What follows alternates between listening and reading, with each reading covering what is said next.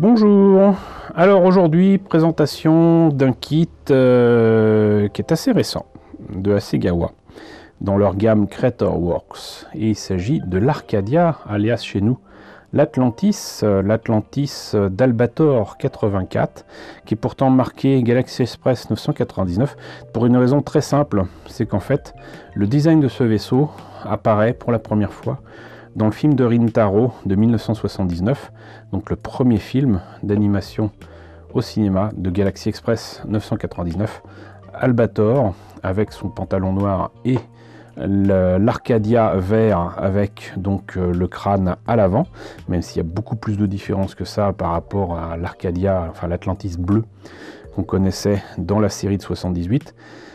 Il apparaît dans un film de 79, donc voilà, c'est peut-être pour ça. J'ai la possibilité de vous présenter donc pas mal de choses qui m'ont été envoyées par mes amis de 1001 Hobbies. Merci à 1001 Hobbies de m'avoir envoyé ces échantillons pour pouvoir vous les présenter à vous. Voilà, merci à eux. Je vous mets le lien vers leur site dans la description de la vidéo. N'hésitez pas à visiter leur site pour voir tout ce qu'ils ont de beau à présenter.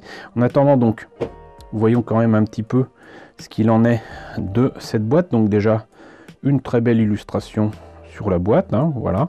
Le kit par contre est au 1 2500, il n'a a priori rien à voir avec le kit au 1 1500 que je vous ai présenté il y a très longtemps, et donc il est beaucoup plus petit. On le trouve un peu partout en boutique, et ça c'est bien puisque ça a été importé, si je me trompe pas, voilà, par MHD, qui est donc la société qui importe officiellement donc les kits Hasegawa en France. Et comme je vous l'ai montré dans une dernière vidéo d'Euromaquette, on a pu voir que donc cette société s'est mise à proposer aussi du Macross, du Crusher Joe, du Dirty Pair, et ça on y reviendra. Donc ce kit, je le disais, est relativement récent, il date de 2020. Voilà, là il n'y a pas grand chose à voir d'intéressant. Là on a des images du modèle monté et peint. Hop, voilà, il a l'air bien détaillé malgré sa taille, et c'est tout ce qu'il y a à voir sur la boîte a priori. Donc ce que je vous propose, c'est bien évidemment de voir ce qu'il y a dans la boîte. Et dans la boîte, il y a quoi? La notice. Donc, des indications en japonais et en anglais.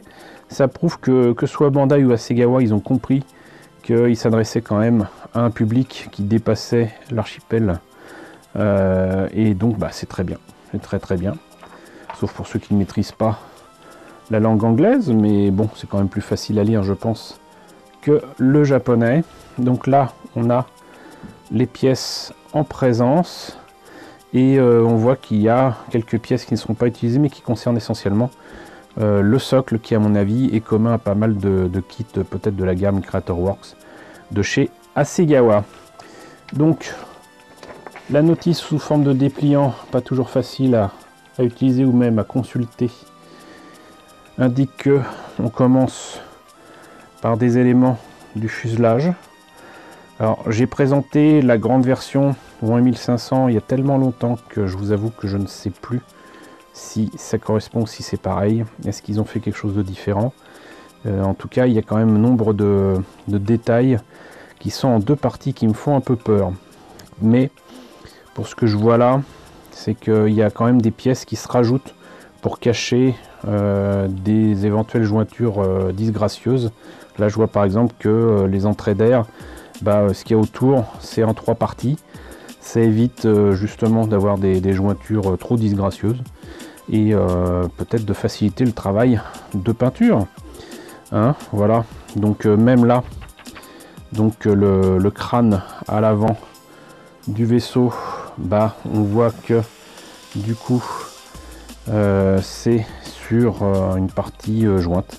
Donc il y a finalement assez peu de choses à poncer pour voir quelque chose de sympa. Il y a même un détail au-dessus qui se rajoute. Enfin, ouais.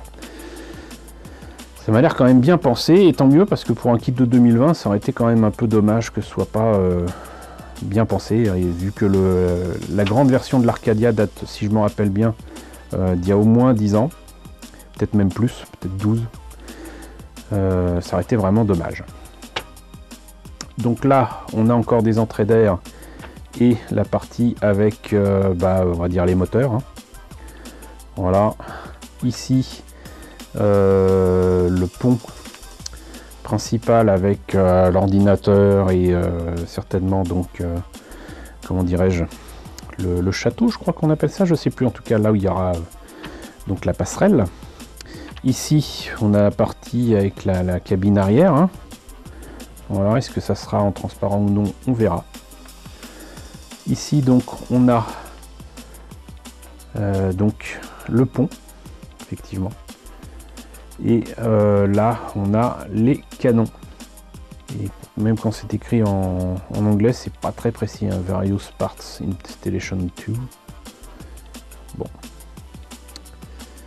Et là, pour les couleurs, donc c'est à vous de voir. Hein. Eux, ils proposent du vert sombre pour l'essentiel du fuselage et du vert clair pour l'avant. Moi, il me semble que j'avais fait le contraire sur la petite version de Bandai, qui était quand même nettement plus grande que celle-ci, en tout cas en termes d'échelle. Et on en a fini, ou presque, puisque donc effectivement, il y a une belle planche de décalco avec les crânes et tout ça. Et on peut choisir entre deux présentations avec un fond blanc et un fond noir, certainement à mettre sur donc le socle. Voyons maintenant les pièces. Alors, les pièces transparentes pour le socle, je vois pas l'intérêt de l'enlever du sachet. Vous voyez que donc c'est pas totalement translucide, c'est un peu comme on dit en français. En anglais ils disent frosted, donc voilà, vous voyez un petit peu ce que ça donne. Sinon, donc les pièces sont pas toutes monochromes, hein, même si c'est essentiellement du vert. Mais là, par exemple, on a différentes pièces en noir. On voit bien que donc effectivement la cabine à l'arrière ne sera pas en transparent, contrairement à la grande version. Donc pour l'éclairer, c'est plutôt mal parti. Par contre, on a ici le drapeau qui est en plastique, mais du coup un peu épais, hein, logiquement, vu l'échelle. Voilà.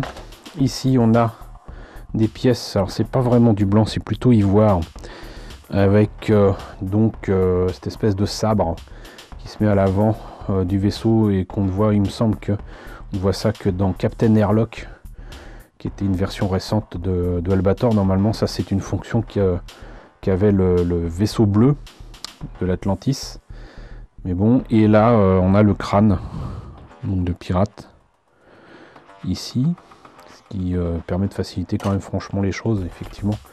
En termes de peinture, là on a des pièces marron. Voilà, mais alors tel quel, si vous faites du no paint, je suis désolé, mais ça fera très très jouet.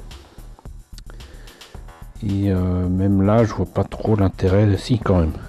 D'accord, c'est moi qui ai la vue qui baisse. Mais là, vous avez, j'allais dire presque les lames de bois du pont. Ça se voit peu, mais c'est là. Donc là, on a les grappes en verre. Et donc effectivement, c'est joliment détaillé avec des détails en creux.